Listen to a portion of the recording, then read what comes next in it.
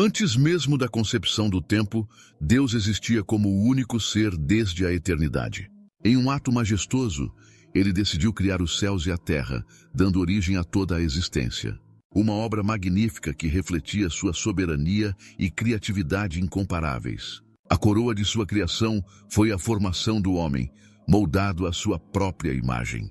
Esta criatura singular recebeu o fôlego da vida diretamente de Deus, tornando-se um ser vivo, consciente e dotado de livre arbítrio.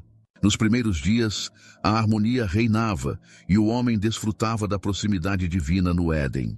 No entanto, mesmo neste paraíso, a humanidade enfrentou sua maior provação. Adão e Eva, os primeiros seres humanos, sucumbiram à tentação sutil da serpente. O fruto proibido, oferecido com promessas enganosas, tornou-se o catalisador da queda. A desobediência introduziu o pecado no mundo, alterando irreversivelmente a relação entre Deus e seus filhos. Ao morderem o fruto proibido, Adão e Eva experimentaram a amarga realidade do afastamento de Deus. Suas ações resultaram não apenas em sua própria queda espiritual, mas também na herança do pecado para toda a humanidade. A pureza inicial foi substituída pela consciência do bem e do mal, e o Éden foi deixado para trás, guardado por querubins. Este episódio fundacional, registrado nas páginas da Bíblia, ilustra a fragilidade humana. O evento da criação e queda repercute ao longo das Escrituras, demonstrando a necessidade de redenção e apontando para a promessa de um Salvador que restauraria a comunhão perdida entre Deus e a humanidade. Após a queda de Adão e Eva, a trajetória da humanidade revela a complexidade da natureza humana e a incessante busca de Deus por restauração. A descendência de Adão começou a se multiplicar, e entre seus filhos, Abel e Caim, surgiu uma história marcada pela tragédia. Caim, impulsionado por ciúmes e inveja, cometeu o terrível ato de assassinar seu próprio irmão Abel. Esse ato de violência marcou um ponto de inflexão na narrativa humana, mostrando como o pecado podia se aprofundar e corroer os alicerces da sociedade. À medida que a população crescia, a corrupção se espalhava pela terra, e a maldade e a injustiça tornaram-se generalizadas, afastando ainda mais a criação divina da harmonia pretendida. Em resposta a essa deterioração moral, Deus decidiu agir de uma maneira que abalaria toda a criação. O dilúvio. Noé, um homem justo e íntegro, encontrou graça diante dos olhos de Deus. Instruído a construir uma arca, ele foi encarregado de preservar a vida durante o cataclismo iminente. Animais de toda espécie, juntamente com a família de Noé, embarcaram na arca, que se tornaria o refúgio da sobrevivência. As águas do dilúvio cobriram a terra, erradicando toda forma de vida que se corrompera. A arca, guiada pela mão divina, flutuou sobre as ondas tumultuadas, preservando a esperança de uma nova era. Após longos dias de dilúvio, a arca pousou nas montanhas de Ararat, e Noé e sua família desembarcaram para testemunhar a promessa de Deus de nunca mais destruir a terra. Dessa maneira, a história pré-diluviana, marcada pelo pecado, julgamento e a graciosa preservação de uma remanescente justa, serve como um lembrete eterno da justiça e misericórdia divinas. É uma narrativa que moldou o curso da história bíblica, apontando para a necessidade contínua de redenção e a promessa de uma nova criação. Após o dilúvio, a humanidade, representada pela descendência de Noé, enfrentou o desafio de repovoar a terra. Os filhos de Noé, Sem, Cam e Jafé, tornaram-se os progenitores de nações que se espalharam por toda a terra. Notavelmente, através da linhagem de Sem, surge Abraão, que se tornaria uma figura central na história bíblica como o pai das nações e o patriarca dos hebreus. Jafé é tradicionalmente associado aos povos indo-europeus. Seus descendentes incluem grupos como os gregos, romanos, citas e outros, que se espalharam por regiões da Europa e Ásia. A dispersão de Jafé contribuiu para a diversidade étnica e cultural observada nas sociedades antigas. Por outro lado, os descendentes de Cam se espalharam por várias regiões, incluindo os cananeus, egípcios, filisteus e outros grupos. Aqui vale lembrar os episódios de desobediência associados à linhagem de Cam. Certo dia Noé plantou uma vinha e, ao se embriagar com o vinho, ficou nu dentro de sua tenda. Seu filho mais jovem, Cam, viu a nudez do pai e, em vez de cobri-lo ou manter a discrição, contou aos seus irmãos mais velhos, Sem e Jafé. Sem e Jafé, ao contrário de Cam, mostraram respeito pela nudez de seu pai. Eles entraram na tenda de costas carregando um manto para cobrir Noé, sem olhar para ele.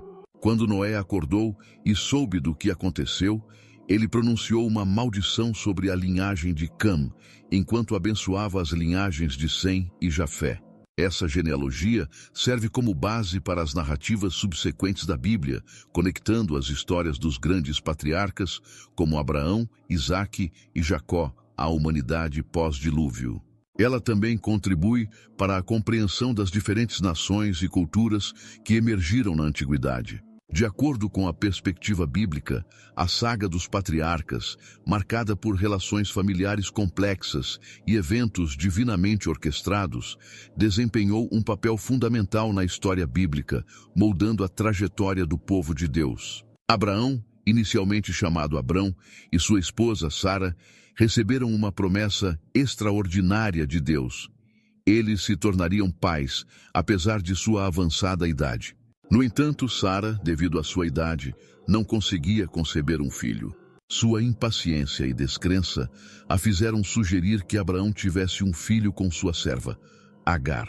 Agar engravidou e nasceu, como resultado dessa união, Ismael, o primeiro filho de Abraão. Embora Ismael não tenha sido o filho da promessa divina feita por Deus, sua importância na narrativa bíblica vai além de sua própria história. Ele se tornou o ancestral de um grupo de povos conhecidos como os Ismaelitas, que habitaram principalmente a região desértica da Península Arábica. A Bíblia destaca que Ismael foi abençoado por Deus e se tornou um arqueiro habilidoso. No entanto, tempos depois, Sara finalmente ficou grávida, e o nascimento milagroso de Isaque, cujo nome significa riso, foi o cumprimento da promessa divina. A alegria de ter um filho trouxe não apenas um herdeiro físico, mas também sinalizou a continuidade da promessa feita a Abraão. Isaque, por sua vez, casou-se com Rebeca, e o casal enfrentou desafios únicos. Rebeca deu à luz gêmeos, Esaú e Jacó, que desde o útero demonstravam diferenças marcantes. A bênção, que originalmente pertencia ao primogênito, foi transferida para Jacó por meio de um plano engenhoso, o que desencadeou uma complexa dinâmica familiar. Após receber a bênção de seu pai, enganando seu irmão Esaú, Jacó fugiu para evitar a fúria de Esaú. Jacó, cujo nome significa aquele que suplanta, teve seu próprio encontro com Deus e teve seu nome mudado para Israel, que significa aquele que luta com Deus. Ele gerou 12 filhos que se tornaram os líderes das 12 tribos de Israel. José, filho de Jacó, desempenhou um papel crucial na história de seu povo, especialmente devido à fome que assolava a terra de Canaã, onde sua família vivia. Agora uma figura importante no governo egípcio, José convidou sua família a se mudar para o Egito, onde teriam acesso a alimentos e sustento. Jacó e seus filhos aceitaram a oferta e se estabeleceram na região de Gósen, uma área fértil do Egito. Ao mudar-se para lá, a família de Jacó conseguiu sobreviver à fome e preservar sua descendência. Esse evento foi parte do cumprimento da promessa divina feita a Abraão, de que sua descendência seria numerosa. A saga dos patriarcas destaca as relações familiares, as complexidades humanas e a fidelidade divina, ao cumprir suas promessas através das gerações. Cada passo dessa jornada moldou o cenário para eventos futuros, preparando o terreno para a contínua revelação do plano de Deus na história de seu povo. A épica narrativa do Êxodo e a jornada pelo deserto revelam não apenas a liderança inspiradora de Moisés, mas também a poderosa intervenção de Deus em favor de seu povo, moldando assim a identidade da nação de Israel. Moisés, escolhido por Deus desde o nascimento, surgiu como um líder inigualável, comissionado para conduzir os filhos de Israel à liberdade. Moisés enfrentou o poderoso Faraó, demandando a libertação do povo hebreu. O confronto culminou no evento milagroso do Êxodo, quando Deus, por meio de Moisés, guiou seu povo para fora do Egito. A narrativa atinge seu ápice na travessia do Mar Vermelho, com as águas se dividindo miraculosamente, permitindo que os israelitas caminhassem em terra seca, enquanto as ondas formavam uma muralha imponente à sua esquerda e direita. Esse evento não apenas simbolizou a libertação da escravidão, mas também estabeleceu a credibilidade de Moisés como líder escolhido por Deus. Entretanto, a jornada do Êxodo não terminou com a travessia triunfante. A peregrinação no deserto tornou-se um período de testes, provações e revelações divinas. Os israelitas, apesar de testemunharem milagres extraordinários, enfrentaram desafios que puseram à prova sua fé e confiança em Deus. Durante 40 anos, o povo de Israel vagou, enfrentando escassez de alimentos e água, mas também recebendo orientação divina por meio de Moisés. Essa jornada moldou a perseverança do povo e as bases para a formação de uma comunidade comprometida com a aliança divina. A liderança de Moisés, ancorada na orientação de Deus, conduziu os israelitas através desse deserto de desafios até o limiar da terra prometida. Cada passo, apesar dos obstáculos, foi uma peça crucial na complexa tapeçaria da história de Israel, destacando a fidelidade de Deus e a importância da obediência. No entanto, devido a uma desobediência registrada em Números capítulo 20, Moisés foi impedido de entrar na terra que Deus prometera aos descendentes de Abraão. No incidente de Meribá, o povo de Israel estava sedento e pediu a Moisés que providenciasse água. Deus instruiu Moisés a falar com uma rocha para que ela desse água. Em vez disso, Moisés, irritado com a murmuração do povo, bateu na rocha 2 vezes com sua vara, desobedecendo às instruções divinas. Como consequência dessa desobediência, Deus anunciou a Moisés que ele não entraria na terra prometida. No final de sua jornada, Moisés subiu ao Monte Nebo. A morte de Moisés marcou o fim de uma era e a transição do comando para Josué, que lideraria os israelitas na conquista da terra prometida. Essa conquista, liderada por Josué após a morte de Moisés, é uma saga emocionante que destaca a liderança corajosa de Josué, bem como os desafios enfrentados pelo povo de Israel, enquanto buscava estabelecer-se na terra que Deus havia prometido. Josué, discípulo dedicado de Moisés, foi escolhido por Deus para conduzir os israelitas além do Jordão e liderar a campanha militar para tomar posse da terra prometida. Seu comprometimento com a vontade divina e sua fé inabalável tornaram-no uma figura central nesse capítulo crucial da história israelita. Antes da entrada efetiva na terra, no entanto, um episódio marcante destacou a tensão entre fé e incredulidade. Josué enviou 12 espias para explorar a terra de Canaã. Embora a terra fosse abundante e fértil, a maioria dos espias retornou com um relato temeroso, destacando os desafios e as fortalezas aparentemente intransponíveis das cidades cananeias. Apenas Josué e Calebe mantiveram uma perspectiva confiante na capacidade de Deus de entregar a terra prometida. A incredulidade do povo, influenciada pelo relatório negativo da maioria dos espias, resultou em consequências significativas. Deus, em sua justiça, determinou que aquela geração duvidosa não entraria na terra prometida. Assim, durante 40 anos, os israelitas vagaram no deserto, aprendendo lições de confiança e dependência total de Deus. Finalmente, sob a liderança de Josué, a conquista da terra começou de maneira gradual e estratégica. Cidades como Jericó, conhecidas pelas muralhas formidáveis, caíram diante dos planos divinamente inspirados. Cada vitória, apesar dos desafios, confirmava a fidelidade de Deus à sua promessa e fortalecia a confiança do povo em Josué como líder designado.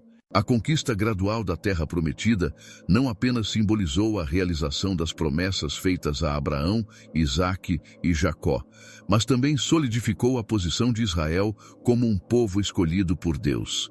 Este capítulo da história bíblica narra eventos épicos de batalhas e vitórias, destacando a importância da fé, obediência e confiança inabalável na providência divina.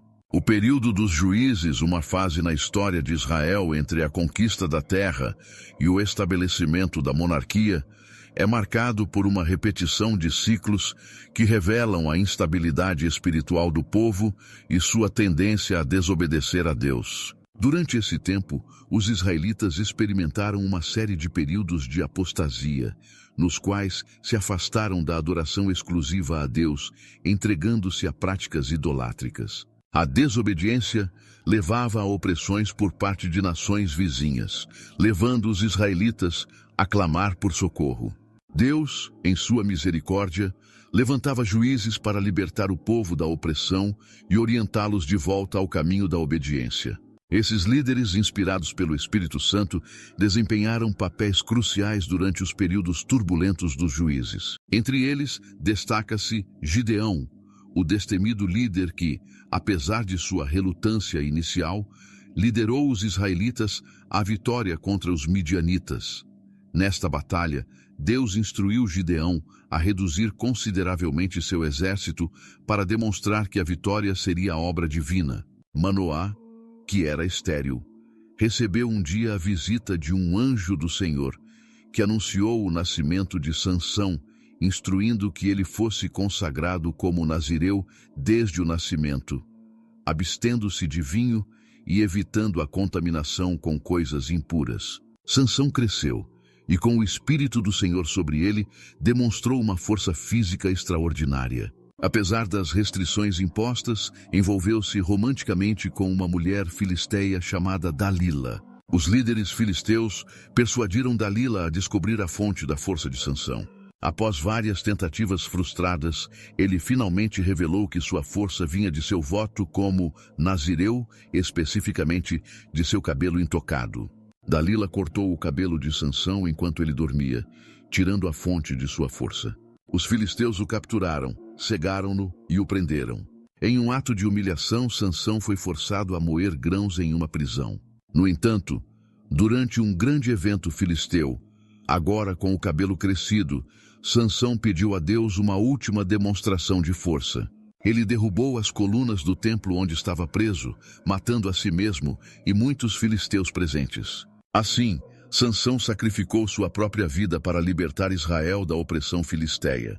Além desses líderes, Samuel emergiu como uma figura proeminente durante o final do período dos juízes. Sua história também merece destaque.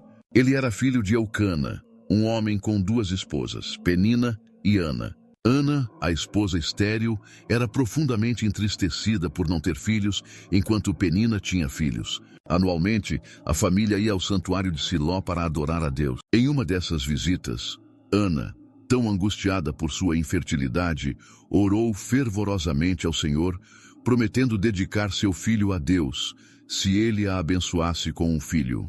Deus ouviu as súplicas de Ana e ela concebeu um filho, a quem chamou de Samuel, que significa pedido a Deus. Após o desmame de Samuel, Ana cumpriu sua promessa e o levou ao santuário de Siló, entregando-o para servir ao Senhor sob os cuidados do sacerdote Eli. Samuel cresceu no santuário de Siló, onde aprendeu a servir a Deus sob a tutela de Eli. Deus chamou Samuel para ser profeta desde jovem, e ele se tornou um dos mais proeminentes líderes e juízes de Israel. O período dos juízes é caracterizado pela interação dinâmica entre a infidelidade de Israel, a disciplina divina e a provisão graciosa de Deus através de líderes designados. Essa fase da história de Israel preparou o terreno para a transição para a Era dos Reis, uma nova fase na jornada do povo de Deus. O período da monarquia em Israel foi marcado por eventos de extrema importância,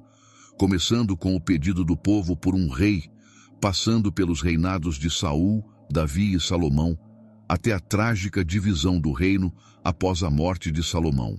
O desejo do povo por um rei foi motivado pela observação de outras nações ao seu redor que tinham monarcas. Embora essa decisão tenha sido aceita por Deus como um reflexo da vontade do povo, também evidenciou uma certa falta de confiança em Deus como seu governante supremo.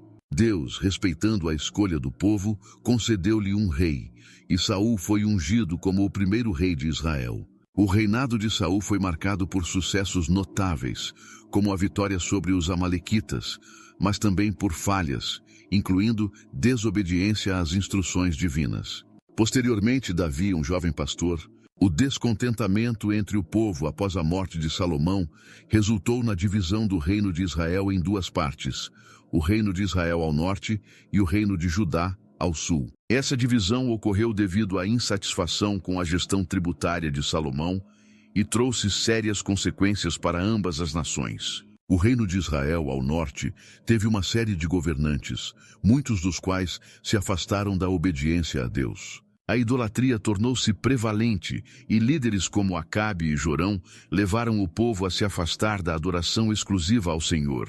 Profetas como Elias e Eliseu foram enviados por Deus para confrontar a idolatria e convocar o povo ao arrependimento.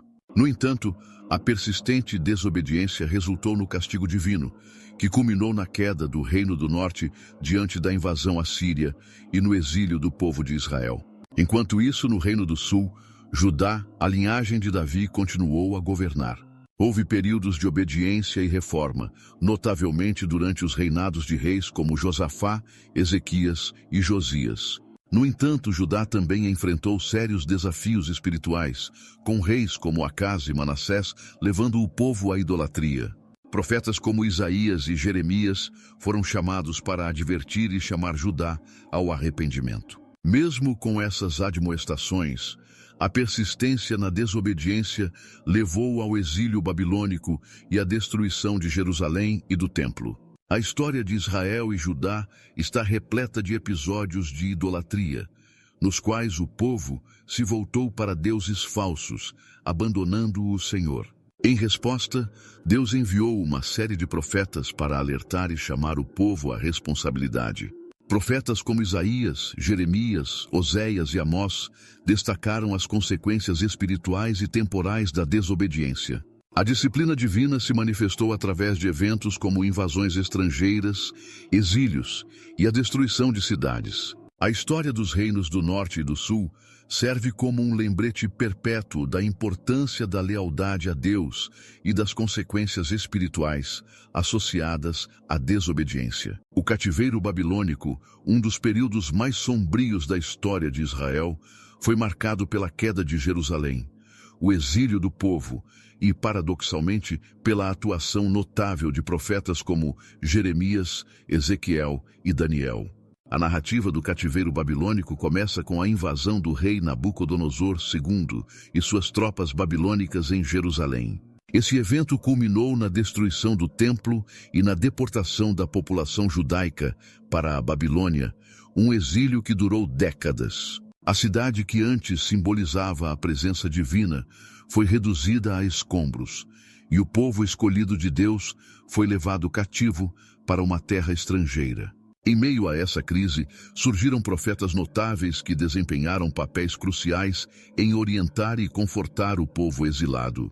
Jeremias, conhecido como o profeta das lágrimas, antecipou a destruição iminente de Jerusalém e exortou o povo a aceitar a disciplina divina. Daniel, que estava na corte babilônica, destacou-se por sua fidelidade a Deus em meio às adversidades e por sua habilidade interpretativa dos sonhos e visões. Ezequiel, que também estava entre os exilados, transmitiu visões e mensagens simbólicas, enfatizando a importância do arrependimento e da esperança em um futuro restaurado. Entre as visões de Ezequiel, o período do cativeiro babilônico também foi marcado por um processo de purificação espiritual.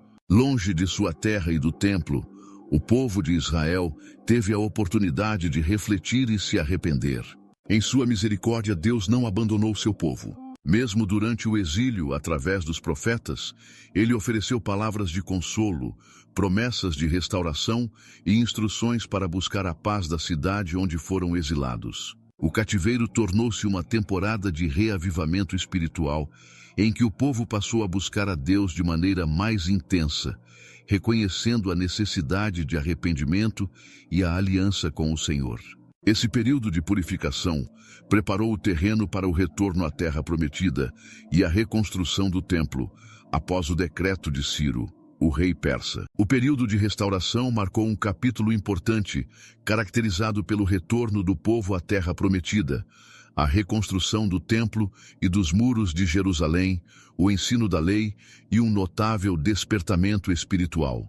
Após décadas de cativeiro babilônico, o rei persa Ciro emitiu um decreto permitindo que os judeus retornassem à sua terra natal. Liderados por Zorobabel, Esdras e Neemias, o povo iniciou a jornada de volta à Terra Prometida. Esse retorno simbolizou não apenas um movimento físico, mas também o início de uma restauração espiritual. Um dos primeiros empreendimentos após o retorno foi a reconstrução do templo em Jerusalém.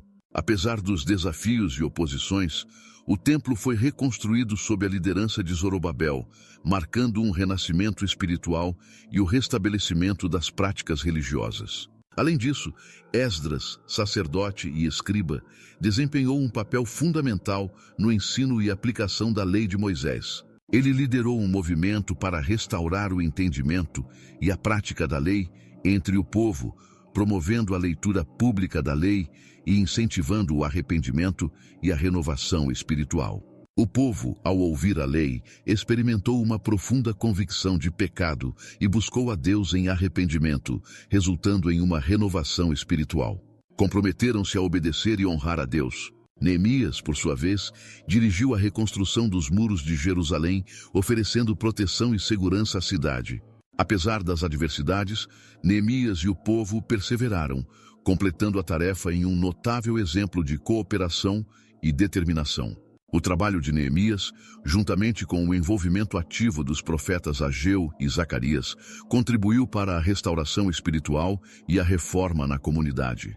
A dedicação renovada ao serviço de Deus e o retorno à aliança foram fundamentais para restabelecer o relacionamento entre Deus e seu povo. Os profetas pós-restauração, Ageu, Zacarias e Malaquias, desempenharam papéis cruciais no período pós-restauração, confrontando desafios e incentivando a fidelidade do povo de Israel a Deus, enquanto a nação buscava se reconstruir após o retorno da Babilônia. O profeta Ageu dirigiu suas mensagens ao povo envolvido na reconstrução do templo em Jerusalém. Ele desafiou a apatia espiritual, encorajando o povo a priorizar a construção da casa de Deus. Ageu apontou para a importância de buscar primeiro o reino de Deus e sua justiça, prometendo bênçãos divinas quando o povo colocasse Deus em primeiro lugar. Zacarias, contemporâneo de Ageu, Zacarias também se destacou como profeta durante a reconstrução pós-exílio. Suas visões e mensagens simbólicas ofereceram encorajamento ao povo, apontando para a restauração espiritual e a futura vinda do Messias. Zacarias enfatizou a importância da justiça, da compaixão e da verdade, chamando o povo a viver de acordo com os princípios divinos. Malaquias, que viveu em um período posterior, dirigiu mensagens desafiadoras ao povo de Israel. Ele confrontou a complacência espiritual, a negligência nas ofertas e cultos e a infidelidade conjugal. Malaquias destacou a necessidade de um relacionamento verdadeiro com Deus, exortando o povo a se arrepender e retornar à aliança. Apesar do entusiasmo inicial durante a restauração, o povo de Israel enfrentou o desafio constante de manter sua fidelidade a Deus. A complacência espiritual, a negligência nas práticas religiosas e a falta de comprometimento moral ameaçavam o relacionamento entre Deus e seu povo. Os profetas, ao direcionarem mensagens de repreensão e exortação, buscaram manter viva a chama espiritual e reforçar a importância da obediência contínua. O período pós-restauração destaca a difícil realidade do conflito entre a fidelidade e a apostasia, a busca por Deus e a tentação da complacência. O Antigo Testamento encerra-se com os profetas pós-restauração, incluindo Ageu, Zacarias e Malaquias, que por meio de suas mensagens buscaram orientar o povo de Israel em sua jornada espiritual. No entanto, com o encerramento do cânon do Antigo Testamento, o período subsequente se caracteriza por 400 anos de aparente silêncio profético. Durante esse intervalo, não há registro de novos livros sendo acrescentados às Escrituras e a voz dos profetas não é ouvida. Apesar disso, esse período foi marcado por eventos históricos importantes, mudanças culturais e políticas, incluindo a ascensão e queda de impérios como o persa, grego e romano. Durante esse tempo, alguns livros foram escritos conhecidos como os apócrifos. Esses são livros históricos e religiosos que não foram incluídos no cânon judaico ou protestante, mas foram aceitos por algumas tradições cristãs. Esse período de silêncio não significa inatividade divina, mas representa uma época em que Deus estava preparando o cenário para o cumprimento de suas promessas messiânicas. A espera ansiosa por um Messias, profetizado ao longo do Antigo Testamento, criou uma expectativa crescente entre o povo de Israel. A chegada do Novo Testamento, inaugurada pelo nascimento de Jesus Cristo em Belém, marca o fim desse período de silêncio.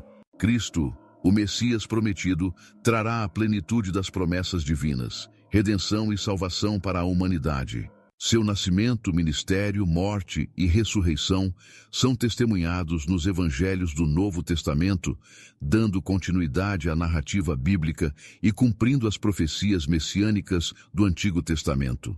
Assim, o Antigo Testamento, com suas histórias, leis, profecias e poesias, preparou o terreno para o advento de Jesus Cristo, o Filho de Deus, que traria a esperança e a salvação tão aguardadas. O silêncio profético dos 400 anos é quebrado pelo choro de um bebê em Belém, anunciando o início de uma nova era na história da redenção. O contexto político e cultural durante o período interbíblico foi marcado por várias mudanças na geopolítica global, incluindo a queda do Império Medo-Persa e a ascensão de Alexandre o Grande, que deixou um legado duradouro através da... No século IV a.C., Alexandre, o Grande, conquistou o Império Medo-Persa, inaugurando uma nova era na história. Seu império se estendia do Egito à Índia, promovendo a fusão de diversas culturas sob a influência da cultura helênica, um fenômeno conhecido como helenismo. Essa influência moldou a língua, a arte, a filosofia e até mesmo a religião em vastas regiões do mundo conhecido. Após a morte de Alexandre, seu império foi dividido entre seus generais. O controle do Egito ficou nas mãos dos Ptolomeus, enquanto a Síria foi governada pelos Seleucidas. A região de Israel tornou-se um campo de batalha entre esses dois impérios, trazendo vários desafios para o povo judeu. Sob o domínio dos Ptolomeus, o povo judeu experimentou um período relativamente pacífico e controle sobre suas práticas religiosas. No entanto, com a ascensão dos Seleucidas, especialmente sob o governo de Antíoco IV Epifânio, a situação mudou drasticamente. Antíoco, em um esforço para helenizar a região, provocou a ira dos judeus ao profanar o templo em Jerusalém e proibir práticas religiosas judaicas. Sua afronta culminou na revolta dos Macabeus, liderada pela família dos Macabeus, com destaque para Judas Macabeu. A Guerra dos Macabeus, ou Revolta dos Macabeus, foi uma luta pela liberdade religiosa e política do povo judeu contra o domínio seleucida. Judas Macabeu e seus irmãos conseguiram recuperar o controle do templo e restaurar a adoração judaica. Este período é comemorado na festa de Hanukkah, que celebra a rededicação do templo após sua profanação por Antíoco. Esses eventos políticos e culturais, durante o período interbíblico, foram cruciais para a formação do ambiente no qual Jesus Cristo viria ao mundo. O cenário helenístico proporcionou um contexto linguístico e cultural que facilitou a disseminação do cristianismo no mundo greco-romano nos séculos seguintes. Nesse contexto de mudanças, Herodes, o Grande, conhecido por suas habilidades administrativas e de construção, governou a Judéia sob o domínio romano.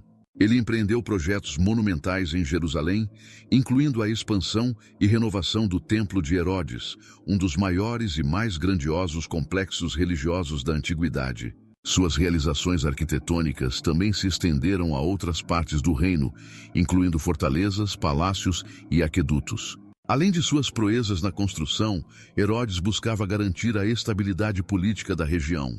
Ele desenvolveu relações habilidosas com o Império Romano e implementou políticas para fortalecer a economia local.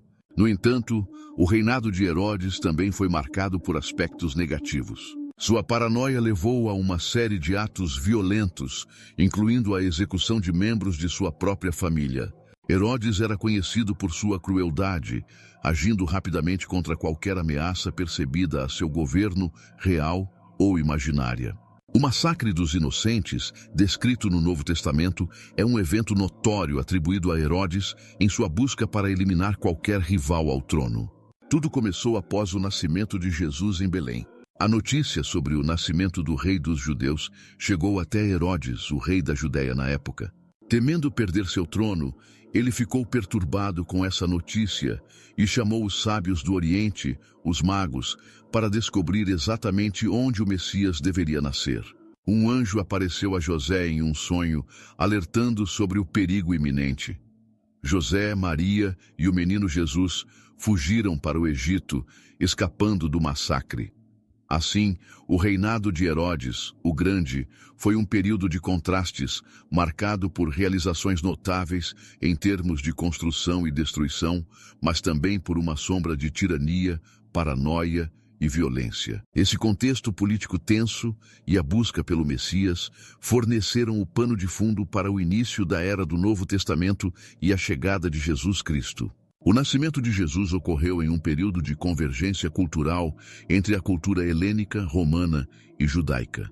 O domínio romano sobre a região trouxe influências da cultura romana e, por extensão, da cultura grega. Isso se refletiu nas práticas cotidianas, na língua e na arquitetura. A cidade de Nazaré, onde Jesus cresceu, experimentou essa interseção cultural. Esse contexto diversificado moldou a experiência de Jesus enquanto homem, crescendo em Nazaré, uma cidade muitas vezes vista com desprezo pelos contemporâneos. Jesus experimentou a vida comum e enfrentou as complexidades da cultura da época. Sua identificação com os pecadores, sua proximidade com as pessoas comuns e sua humilde origem em Nazaré destacam a abordagem única de Jesus para com a humanidade. O início do ministério de Jesus foi marcado pelo seu batismo nas águas do Rio Jordão por João Batista. Aqui vale uma pausa para falarmos desse personagem importante no Novo Testamento. João Batista desempenhou um papel crucial ao preparar o caminho para o ministério de Jesus Cristo. João nasceu de Zacarias e Isabel, um casal idoso que milagrosamente concebeu após uma promessa divina. Ele passou parte de sua vida no deserto, onde se dedicou à oração e à devoção a Deus. João recebeu uma missão específica: preparar o caminho para o Messias, anunciando a chegada do reino de Deus. Ele tornou-se conhecido por seu batismo de arrependimento no Rio Jordão. As pessoas vinham a ele para serem batizadas, confessando seus pecados. João pregava sobre arrependimento, a chegada do reino de Deus, e anunciava que alguém mais poderoso do que ele estava para vir. Quando Jesus veio para ser batizado por João no Jordão, João reconheceu a identidade de Jesus e testemunhou que ele era o Cordeiro de Deus que tira o pecado do mundo. João destacou a importância de Jesus, dizendo que ele próprio não era digno de desamarrar as sandálias de Jesus. Esse evento simbólico não apenas marcou o início público da missão de Jesus, mas também demonstrou a sua identificação com a humanidade ao se submeter ao batismo destinado ao arrependimento dos pecados.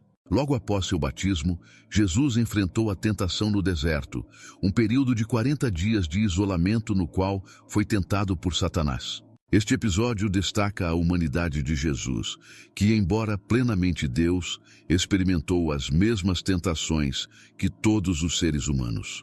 No entanto, Jesus resistiu a todas as investidas do diabo, citando as Escrituras e revelando sua obediência perfeita a Deus. A vitória de Jesus sobre as tentações do deserto demonstrou sua santidade e autoridade sobre o maligno. Essa experiência preparou Jesus para o seu ministério público, marcado por ensinamentos transformadores, curas milagrosas e a proclamação do reino de Deus. O ministério de Jesus foi marcado pela extraordinária combinação de milagres e ensinamentos de Jesus, que transcendeu as fronteiras geográficas e culturais. Ele curou os enfermos, restaurou a visão dos cegos, alimentou multidões e até mesmo ressuscitou os mortos. Seus ensinamentos, frequentemente transmitidos por meio de parábolas, abordavam temas universais como amor, perdão, justiça e o reino de Deus. Essas ações e palavras atraíram uma ampla multidão, refletindo a relevância de sua mensagem em diferentes contextos. Jesus escolheu 12 homens para serem seus apóstolos, desempenhando um papel especial em seu ministério. Esses apóstolos testemunharam seus ensinamentos, milagres e desempenharam um papel crucial na propagação do Evangelho e no estabelecimento da igreja primitiva. Um episódio marcante foi a transfiguração. Certa vez, Jesus subiu a um monte com 3 de seus discípulos, Pedro, Tiago e João. No topo do monte, algo extraordinário aconteceu. A aparência de Jesus foi transfigurada, sua face brilhou como o sol e suas roupas ficaram tão brancas quanto a luz. Além disso, Moisés e Elias apareceram conversando com Jesus. A transfiguração revelou a glória divina de Jesus aos discípulos, e sua aparência resplandecente indicou sua natureza divina. A presença de Moisés e Elias simbolizou a conexão entre o Antigo Testamento, representado por Moisés e os profetas, e o Novo Testamento, representado por Jesus. A voz do céu, proclamando Jesus como o Filho amado de Deus, confirmou sua identidade messiânica. Isso ocorreu antes da jornada final de Jesus a Jerusalém, onde enfrentaria sua prisão, julgamento e crucificação. A transfiguração serviu como preparação para os discípulos enfrentarem os eventos subsequentes, especialmente a paixão de Cristo. Testemunhar a glória de Jesus fortaleceu a fé dos discípulos e os ajudou a compreender que a morte e a ressurreição faziam parte do plano divino. O ministério de Jesus gerava um crescente incômodo entre as autoridades religiosas e políticas da época. Sua popularidade e alegações de divindade tornaram-no uma figura controversa. As autoridades religiosas, especialmente os fariseus e escribas, se sentiam ameaçadas pelo ensino radical de Jesus, que frequentemente confrontava suas tradições e enfatizava a justiça, a misericórdia e o amor, em vez de uma imposição legalista da lei. Além disso, os líderes religiosos percebiam a crescente influência de Jesus sobre o povo como uma ameaça à ordem estabelecida. O momento crítico se aproximou quando Jesus realizou a purificação do templo em Jerusalém, expulsando os cambistas e denunciando a corrupção que havia se infiltrado na casa de oração. Essa ação, juntamente com suas afirmações divinas e sua popularidade crescente, elevou o alarme entre as autoridades. A conspiração para capturar Jesus começou a se desenhar. Judas Iscariotes, um dos discípulos, concordou em trair Jesus para as autoridades religiosas em troca de 30 peças de prata. Durante a última ceia, Jesus predisse sua traição e captura iminente, mas continuou a preparar seus discípulos para os eventos que se desdobrariam. A captura de Jesus ocorreu no jardim do Getsêmani, onde Judas identificou Jesus aos soldados romanos e guardas do templo com um beijo. Esse gesto simbólico levou à prisão de Jesus. O sumo sacerdote Caifás e o Sinédrio, o conselho judaico, conduziram um julgamento noturno e irregular. As acusações eram variadas, incluindo blasfêmia e alegações de ameaça à ordem pública. O julgamento religioso condenou Jesus, mas por questões de jurisdição, ele foi levado perante Pilatos, o governador romano. Pilatos iniciou o interrogatório. Durante o interrogatório, Pilatos perguntou a Jesus se ele era o rei dos judeus. Jesus respondeu afirmando que seu reino não era deste mundo e que ele havia vindo ao mundo para dar testemunho da verdade. Pilatos percebeu que as acusações contra Jesus eram principalmente de natureza religiosa e que não havia base legal para condená-lo. Tentando evitar conflitos e sem compreender totalmente o significado espiritual do caso, Pilatos ofereceu uma oportunidade para liberar Jesus durante a festa da Páscoa. Era costume que o governador romano libertasse um prisioneiro escolhido pela multidão como um gesto de boa vontade. Pilatos viu nisso uma chance de libertar Jesus sem provocar uma revolta. Ele então apresentou a opção à multidão reunida na Praça do Pretório: libertar Jesus, conhecido por seus milagres e ensinamentos, ou Barrabás, um prisioneiro rebelde e assassino. A influência dos líderes religiosos foi evidente quando incitaram a multidão a pedir a libertação de Barrabás. Eles manipularam as emoções da população, retratando Barrabás como um patriota que lutava contra a ocupação romana, enquanto Jesus era visto como uma ameaça à ordem estabelecida. A multidão, influenciada e instigada pelos líderes religiosos, clamou pela libertação de Barrabás. Pilatos, percebendo a crescente agitação da multidão, lavou as mãos simbolicamente, declarando que era inocente do sangue de Jesus. Ele cedeu à pressão popular e à ameaça de tumulto, condenando Jesus à crucificação. Assim, Jesus foi levado ao Calvário e crucificado entre dois criminosos. Sua morte na cruz, embora uma execução cruel, também cumpriu um propósito maior: a redenção da humanidade por meio do sacrifício do Filho de Deus. Após a morte de Jesus, uma série de eventos extraordinários ocorreu, marcando o clímax e a conclusão da narrativa da paixão.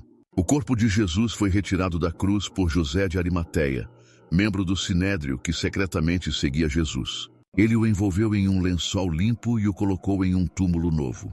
Pilatos, atendendo ao pedido dos líderes judeus, autorizou a colocação de uma guarda romana para evitar qualquer tentativa de roubo do corpo. O túmulo foi selado para garantir que permanecesse intocado. No domingo, Maria Madalena, Maria mãe de Tiago e Salomé foram ao túmulo levando especiarias para ungir o corpo de Jesus. Ao chegarem, perceberam que a pedra que selava a entrada do túmulo havia sido removida e o túmulo estava vazio. Ao entrarem, viram um jovem vestido de branco, identificado como um anjo. Ele lhes disse: "Não tenham medo. Vocês estão procurando Jesus, o Nazareno que foi crucificado. Ele ressuscitou, não está aqui. Vejam o lugar onde o puseram." O anjo instruiu as mulheres a contar aos discípulos e a Pedro que Jesus havia ressuscitado e que eles o veriam na Galileia. Enquanto as mulheres saíam apressadas para dar a notícia, Jesus apareceu a Maria Madalena perto do túmulo, revelando-se a ela. Além de Maria Madalena, Jesus apareceu a várias pessoas e grupos nos dias seguintes. Isso incluiu os discípulos no caminho de Emaús, os discípulos reunidos em um quarto trancado e a Pedro individualmente. Cada uma dessas aparições confirmou a realidade da ressurreição. Alguns discípulos inicialmente duvidaram da notícia da ressurreição. Tomé, em particular, expressou ceticismo até que Jesus apareceu a ele, permitindo-lhe tocar suas feridas. Esses encontros serviram para dissipar dúvidas e fortalecer a fé dos discípulos. Em uma aparição específica à beira do mar da Galileia, Jesus comissionou Pedro, perguntando-lhe 3 vezes se o amava. Ele então instruiu os discípulos a fazerem discípulos de todas as nações, batizando-os e ensinando-os a guardar tudo o que ele havia ordenado. A ascensão de Jesus ocorreu após essas aparições. Durante 40 dias, Jesus conduziu os discípulos até o Monte das Oliveiras, próximo a Betânia, um local que já havia sido palco de eventos importantes durante seu ministério. No topo do monte, ele deu suas instruções finais aos discípulos, renovando sua comissão para que fossem suas testemunhas até os confins da terra. Também os instruiu a esperar em Jerusalém pela promessa do Pai, o Espírito Santo, que os capacitaria e guiaria em sua missão. Enquanto os abençoava, Jesus começou a ascender aos céus diante dos seus olhos. Esse evento foi testemunhado pelos apóstolos, que viram Jesus subir gradualmente até ser envolvido por uma nuvem, ocultando-o de sua vista.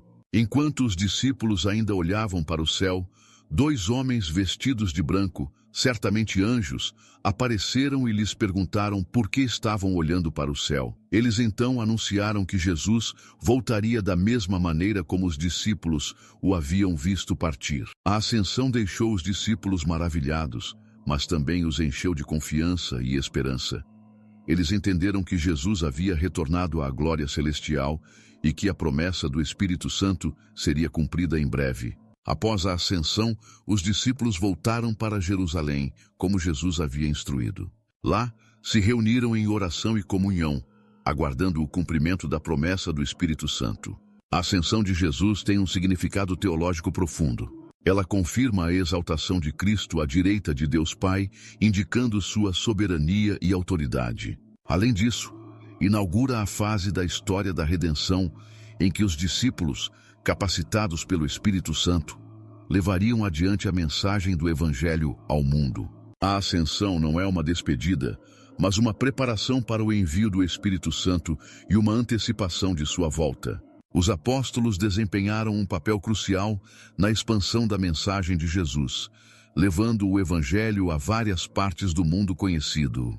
O livro de Atos narra suas viagens missionárias, começando em Jerusalém e se estendendo a lugares como Antioquia, Ásia Menor, Grécia e Roma. No entanto, o crescimento da igreja não foi isento de desafios. Perseguições surgiram, especialmente em Jerusalém, levando à dispersão dos crentes e à disseminação da mensagem cristã. Saulo de Tarso, que mais tarde se tornaria o apóstolo Paulo, desempenhou um papel proeminente nessas perseguições antes de sua conversão. Embora as perseguições fossem destinadas a suprimir o movimento cristão, elas, ironicamente, contribuíram para a expansão da igreja. Os crentes dispersos por diferentes regiões levaram consigo a mensagem de Jesus. Após sua conversão, Paulo tornou-se um dos mais ardentes propagadores do Evangelho, viajando extensivamente e estabelecendo comunidades cristãs. Suas viagens missionárias, registradas principalmente no livro de Atos, foram empreendimentos incansáveis para proclamar o Evangelho em diversas regiões do mundo conhecido. Em Filipos, sua pregação levou à conversão de Lídia e de um carcereiro, resultando na fundação da igreja naquela cidade. Em Tessalônica, sua mensagem alcançou judeus e gentios, formando uma comunidade cristã significativa. Em Corinto, Paulo permaneceu por um tempo considerável, estabelecendo uma igreja que se tornaria central para suas correspondências. Além de suas atividades missionárias, Paulo deixou um legado duradouro por meio das epístolas que escreveu para as igrejas que fundou ou para colaboradores. Suas cartas, agora parte do Novo Testamento, oferecem instruções teológicas, éticas e práticas para os cristãos. Epístolas como Romanos, Coríntios, Gálatas e Filipenses são exemplos do rico ensinamento de Paulo, que teve um impacto significativo. Contribuindo para a diversidade da criação, Sem é frequentemente considerado o ancestral dos povos semitas. Seus descendentes incluem grupos como os hebreus, os arameus e os árabes. Entre os personagens notáveis dessa linhagem está José, cuja história desempenhou um papel crucial na narrativa bíblica. Anos depois, houve o reencontro com Esaú, e, surpreendentemente, os dois irmãos se reconciliaram. A mudança para o Egito marcou um novo capítulo na história dos israelitas, onde Moisés, já idoso, contemplou a visão da terra prometida, mas não pôde entrar. Ele morreu ali aos 120 anos, e foi enterrado por Deus em um local que permanece desconhecido. Embora Moisés não tenha entrado fisicamente na terra prometida, seu papel como líder e legislador deixou um legado duradouro. Após Moisés, um pequeno grupo de homens se destacou como Gideão, que derrotou os midianitas por meio de uma estratégia engenhosa envolvendo tochas e cântaros durante a noite. A vitória foi alcançada de maneira notável, e Gideão se tornou juiz de Israel por 40 anos. Jefté, outro juiz, enfrentou desafios pessoais e liderou os israelitas contra seus inimigos. Sansão, também juiz de Israel, possui uma história fascinante. Ele nasceu milagrosamente de uma mulher chamada Manoá e, com força sobrenatural, realizou feitos extraordinários. Ungido por Samuel, Davi foi escolhido por Deus para ser rei. Ele se destacou como líder excepcional, conhecido por suas habilidades militares, seu talento musical e, acima de tudo, por ser um homem segundo o coração de Deus. Seu filho, Salomão, sucedeu-o no trono e liderou Israel durante uma era de prosperidade e paz. Seu reinado foi marcado por realizações notáveis, como a construção do templo em Jerusalém, mas também enfrentou desafios, como o aumento da carga tributária. Vale lembrar da visão do Vale dos Ossos Secos, que simboliza a condição aparentemente sem esperança de Israel durante seu exílio na Babilônia. Os ossos secos representam a nação de Israel nesse período, desprovida de vida espiritual e nacional. O ato de profetizar sobre os ossos e vê-los voltar à vida representa a promessa de Deus de restaurar Israel, simbolizando a futura restauração espiritual, a reunificação da nação e o retorno do povo à sua terra. Durante o nascimento de Jesus, Herodes, enfurecido pela falta de informações precisas dos magos, emitiu uma ordem cruel. Ele mandou matar todos os meninos de até 2 anos em Belém e nos arredores, na tentativa de eliminar a suposta ameaça à sua autoridade. Paulo enfrentou inúmeros desafios em sua missão. Ele foi preso diversas vezes devido à sua pregação e ensino, e suas viagens missionárias frequentemente o colocavam em situações perigosas, sendo alvo de hostilidade tanto de autoridades romanas quanto de judeus que resistiam à mensagem cristã. Além disso, Paulo enfrentou perseguições dentro das próprias comunidades cristãs, às vezes devido a desentendimentos teológicos ou diferenças de abordagem pastoral. No entanto, ele perseverou, mantendo um compromisso firme com a disseminação do Evangelho e o fortalecimento das igrejas que havia fundado. No ano de 64 d.C., um grande incêndio devastou Roma. O imperador Nero, buscando desviar as suspeitas sobre si, culpou os cristãos pela tragédia, o que marcou o início de uma intensa perseguição aos seguidores de Cristo. Os cristãos foram acusados injustamente, sofrendo prisões e torturas. Esse período de perseguição, liderado por Nero, é historicamente marcante e mencionado nas obras de historiadores como Tácito. Durante essa perseguição, o apóstolo Paulo foi preso novamente em Roma. Diferentemente de sua primeira prisão, que lhe deu certa liberdade, essa segunda prisão foi mais severa. Foi nesse período que ele escreveu suas últimas cartas, incluindo o 2º livro de Timóteo. Paulo foi martirizado durante o reinado de Nero, provavelmente por decapitação. Suas epístolas, escritas na prisão, continuam a ser fontes fundamentais de ensinamento cristão. Seu exemplo de coragem diante da adversidade e sua dedicação inabalável à pregação do Evangelho inspiram gerações de cristãos. Esse contexto histórico das perseguições em Roma é relevante para entender o livro de Apocalipse, escrito durante o reinado de Domiciano, sucessor de Nero. O Apocalipse reflete as tensões e perseguições que os cristãos enfrentaram sob o governo imperial. O autor, o apóstolo João, escreveu em um período de intensa pressão sobre a comunidade cristã.